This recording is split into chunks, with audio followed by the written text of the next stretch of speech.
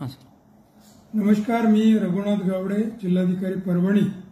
आत्ताच मिळालेल्या माहितीनुसार परभणी जिल्ह्यात एक अफवा पसरलेली आहे. ती अफवा अशी आहे की सिव्हिल हॉस्पिटलमध्ये एका इसमाचा कस्टोडियल डेथ झालेला आहे, सिव्हिल हॉस्पिटलला मृत्यू झालेला आहे, अशा स्वरूपाची खोटी बातमी ठिकठिकाणी पसरलेली आहे. त्यामुळे जिल्ह्यात भीतीचं वातावरण असून काही दुकानं परभणी शहरामध्ये बंद करण्यात येत आहेत. तर मी नागरिकांच्या लक्षात आणू इच्छितो की अशी कोणताही प्रकार घडलेला नाही. कोणत्याही महिला अथवा पुरुषाचा मृत्यू कस्टडीमध्ये किंवा सिव्हिल हॉस्पिटलमध्ये झालेला नाही.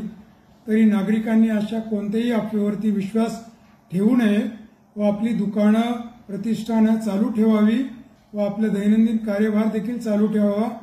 कृपया अफवावर विश्वास ठेवू नका व इतरांना देखील आपण सांगावे की अफवावर विश्वास ठेवू नये, आपले दैनंदिन काम चालू ठेवावे. धन्यवाद.